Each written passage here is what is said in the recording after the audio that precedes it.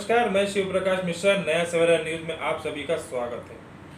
हमारे विशेष मुलाकात कार्यक्रम में हमारे साथ फिर से एक बार जुड़ चुके हैं उत्तर भारतीय मोर्चा के ठाणे शहर जिला अध्यक्ष शैलेश मिश्रा जी, जो कि दिन रात उत्तर भारतीयों के जनहित के लिए लड़ने वाले एक कार्यकर्ता के रूप में कहिए या एक नेता के रूप में कहिए, हमेशा उत्तर भारतीयों के हित चाहने वाले ऐसे शैलेश मिश्रा जी, आइए हम उनसे कुछ बात करते हैं। और नमस्कार सर, नया सवेरा न्यूज चैनल में आपका स्वागत है।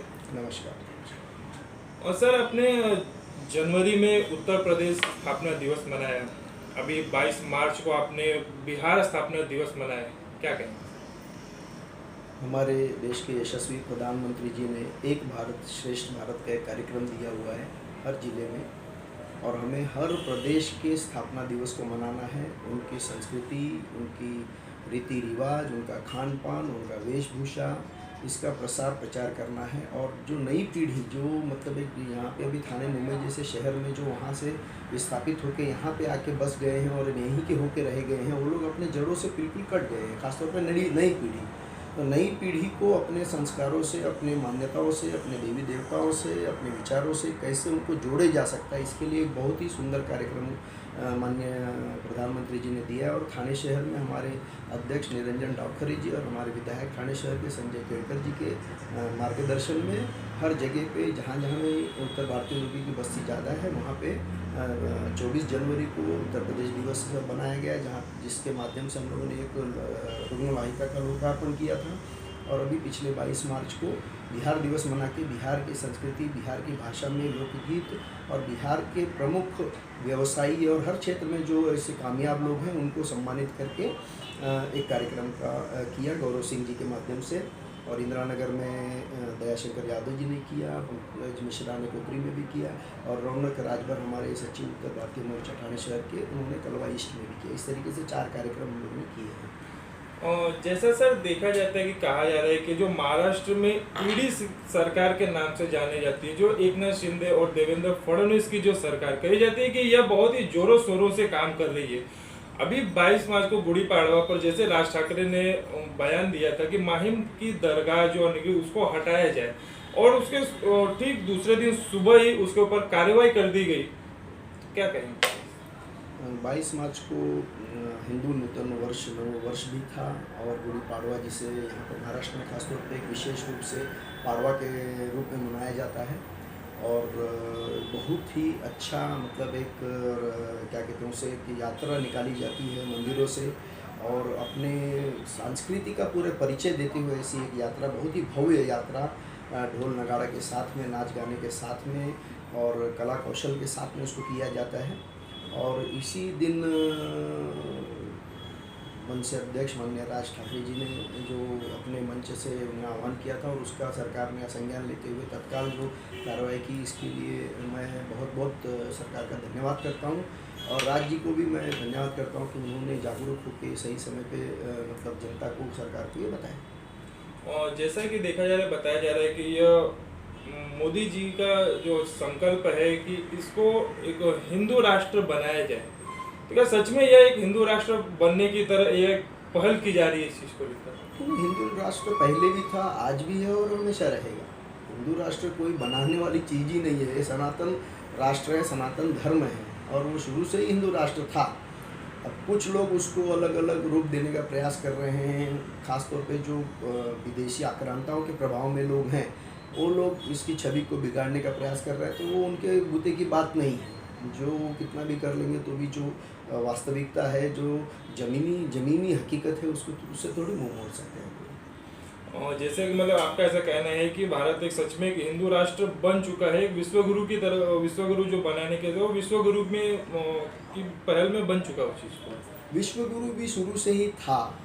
जब हमारे देश के ऊपर विदेशी आक्रांता आए तो यहाँ का ज्ञान विज्ञान को लेके बहुत हद तक तो मैं ये मानता हूँ कि हमारे ही ज्ञान को अपने नई पैकेजिंग में पेश करके हमारे ऊपर उसको थोपने का प्रयास किया गया कि ये उनका ज्ञान है, जबकि हमारे ऋषि मुनि संत महात्मा ये सब मतलब एक तरीके से लोग वैज्ञानिक ही थे। ये लोगों ने अनुसंधान करके जो कुछ भी, हाँ ये बात और है कि तब दुनिया में इतना संचार व्यवस्था ऐसी नहीं थी, तो वो एक किताबों के रूप में रहती थी और एक संस्कृत में श्लोक के माध्यम से उसको रखा जाता था। और नालंदा विश्वविद्यालय के रूप में जो जहाँ पे बहुत सारे ग्रंथ थे, बिहार दिवस पे खासतौर पर मैंने इसका उल्लेख किया कि वहाँ पे जो विदेशी आक्रांता है तो उन्होंने उस समृद्ध ज्ञान को ही नष्ट करने का प्रयास किया। उन्होंने और कुछ लोगों ने उसको लेके अपने नाम से उसको प्रचारित करने का प्रयास किया। तो विश्व गुरु भी हम लोग पहले थे, लेकिन अभी तक के 70 साल में जो सरकार थी वो कभी हिंदुत्व के लिए या हिंदू राष्ट्र के लिए या हमारे विचारों के लिए, हमारे ज्ञान के लिए कभी भी इतनी समर्पित नहीं थी। उन्होंने बार बार ये प्रयास किया कि हम लोगों को कितना छोटा दिखाया जाए और हमारे ऊपर एक विदेशी विचारों को से प्रभावित करके रखा जाए। लेकिन आज की जो डिस्पेंसेशन है, आज का जो सरकार है मोदी जी के नेतृत्व में जो चल रहा है, वो अपने अस्तित्व, अपने मूल अस्तित्व के ऊपर गर्व करने वाला, अभिमान करने वाला, स्वाभिमान करने वाला है, इसलिए उजागर हो रहा है। आप देख सकते हैं कि कोविड में भी जो कोवैक्सीन आया वो पहले कभी नहीं आ सकता था, आ भी सकता था, वो उसको कभी भी भारत के प्रतिमा के लिए उसको नहीं इस्तेमाल किया जाता था। तो ओलंपिक में भी इतनी उपलब्धियां पाई, क्यों? क्योंकि हर जगह पे हम हमारे राष्ट्र के गौरव के लिए समर्पित हैं, उसमें कोई निहित स्वार्थ नहीं है। तो सारा मिला जुला के मैं यही कहना चाहूँगा कि हम लोग विश्व गुरु थे, आज भी हैं, और हिंदू राष्ट्र हमारा था, आज भी है और रहेगा। सर, अभी जो राहुल गांधी के ऊपर जो उन्होंने स्टेटमेंट दिया था कि मोदी शब्द के ऊपर जो उन्होंने कुछ अवयव कहा था, उसके ऊपर उनके केस भी हुआ। केस होने के बाद उनकी जो सुनवाई, उसके अंदर 2 साल की उनको सजा हुई और उनको उनकी सदस्यता को रद्द कर दी गई उस चीज़ को लेकर। तो कहीं ना कहीं विपक्षों का कहना है कि लोकशाही का खून किया जा रहा है। मोदी जी ने भी कहीं गांधी शब्द के ऊपर कई बार उन्होंने भी टिप्पणी की, तो उनके ऊपर ऐसा व्यवहार क्यों नहीं? पहले जो आप आरोप लगा रहे हैं कि हमारे यशस्वी प्रधानमंत्री जी ने कोई ऐसी टिप्पणी की, तो ये तो बिल्कुल सरासर गलत है। मैं इसको गलत मानता हूँ, ऐसा कुछ नहीं हुआ है।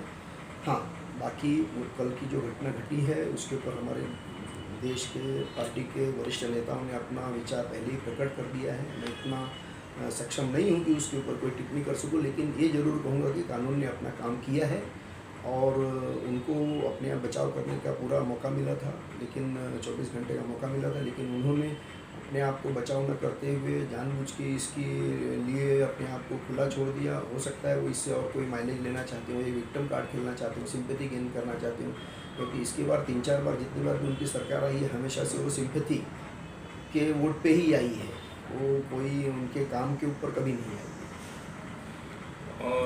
सर, अभी जिस तरह से देखा जाता है कि आप उत्तर भारतीय मोर्चा, मतलब एक उत्तर भारतीयों का प्रतिनिधित्व करते हैं यहाँ पर, तो ये जो अभी जो उत्तर भारतीयों पर जो हो रहे हैं दिन पर दिन जो उन पर अत्याचार या इस चीज़ को, ये आखिर अन्याय रुकेगा कब और इसके लिए उत्तर भारतीय मोर्चा किस तरह से काम कर रही है?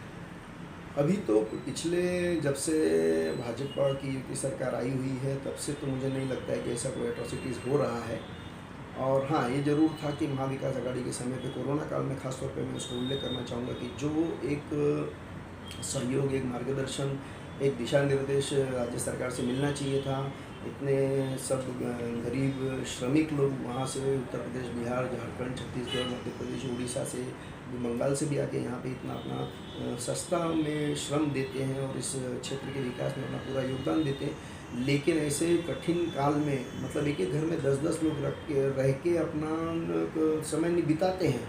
तो कैसा रहता था, कोई डे शिफ्ट में काम करता है, कोई नाइट शिफ्ट में काम करता है। लेकिन जब सरकार ने संचारबंदी लगा दी तब फिर वो लोगों को उसी रूम में, इतनी तपती धूप में पतरे के घर में 10-10 रूम नहीं रह सकते। तो उन्होंने अपने जान को बचाने के लिए फिर पैदल तक यहाँ से यूपी जाने का ये लोगों ने निर्णय ले लिया और उन्होंने वो गए भी। ये सरकार को ट्रेन की व्यवस्था जो भी केंद्र सरकार कर रही थी उसका खाली उसको कोऑर्डिनेशन का जो था उसके अंदर भी उन्होंने मतलब एक तरीके से उत्तर भारतीयों को दंडित करने का प्रयास किया। कुछ दिन पहले ही उत्तर प्रदेश में सरकार जीत के आई थी योगी जी के नेतृत्व, मोदी जी के नेतृत्व में। तो उत्तर भारतीयों को दंडित करने के लिए महाविकास आघाड़ी ने काम किया, वो सीधे सीधे दिख रहा था। तो इसके लिए तो मैं मतलब उत्तर भारतीयों के मन में जो उनके प्रति घृणा और तिरस्कार बसा हुआ है वो कभी नहीं कर सकता। धन्यवाद सर। और भी मुद्दों के लिए फिर से आपसे मुलाकात होगी, तब तक के लिए धन्यवाद।